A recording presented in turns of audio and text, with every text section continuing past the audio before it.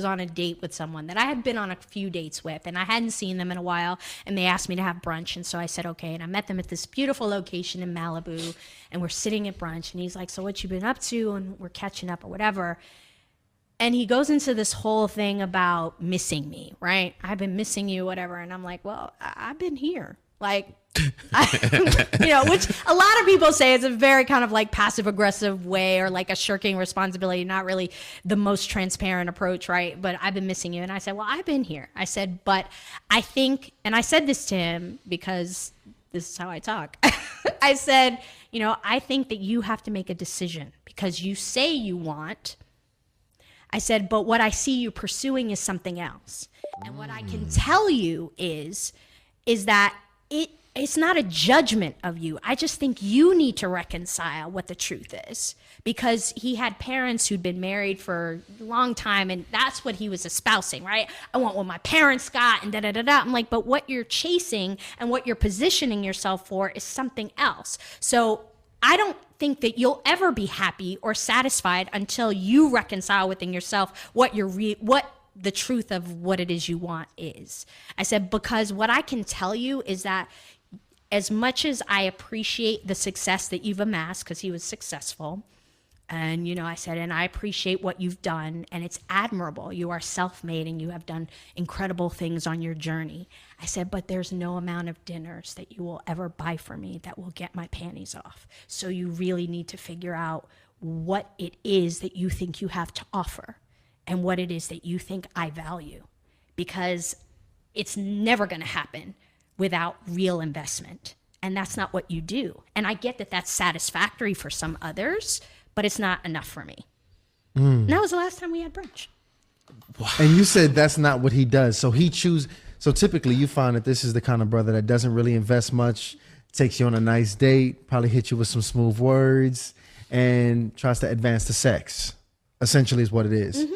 I mean, the quintessential player here. Yeah. So sells the dream of marriage. Right. But you have to like, it's really, and I'm not about judging someone, but I think it is about a level of honesty. Like, you really do have to tell more with yourself. Like, what is it that you really want? I said, because I get you have options. You're handsome, you're successful, you will have options forever. So it really is in your hands, your fate. I don't know what to tell you, bro. That's why I was like, I've been here. So you can tell me I'm great all you want, but you're not pursuing me, and I know why. Because I require too much. And that's all right. I'm okay with that. What do you mean by that, though? What do you mean what do you require? I require discipline and intention. And I require a level of like investment in terms of time. And it's like, you can say, oh, I took her to this restaurant, I took her to that restaurant, and I'd be like, well, what's my favorite color? I hate that question. No, I get what you're saying. It's not really. Well, actually, and it is. I'm interrupting just for a moment too, because going back to your earlier point, I can do it myself. I can pay for whatever restaurant I want to go to myself. Yeah. I have a nice car. I have a nice house. I have friends. I have a successful career. So I am emancipated to a certain extent, because those things don't entice me. So it kind of is a, what do you bring to the table that's not material, that is something that's compelling. You finding out brothers are having a hard time bringing those immaterial characteristics that you are looking for to the table? Absent of the things that we focus on. I mean, we live in the United States of America. It's a capitalistic place. So, we are sold this dream of what it is to have success. And, for someone like me, I met Matthew Perry right after he had done the pilot for Friends, before it had aired.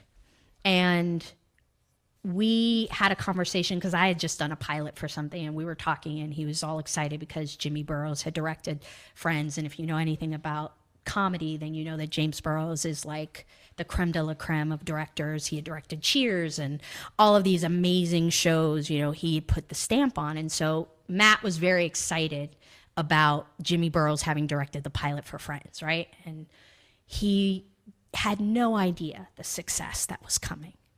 And then it happened. And when you see someone achieve that kind of success, literally the #1 show in the world, dating some of the biggest movie stars on the planet, becoming 100 millionaire, and then they become an addict, you recognize that those material things are not success. They're not. They make things easier, but they can also make your demise easier. And so I am very fortunate to have had a close periphery view of a friend of mine whose life fell apart post getting everything they ever wanted. So I know I'm grateful for the wisdom. I'm grateful for the perspective of knowing that ain't it, son. There's more to it than that.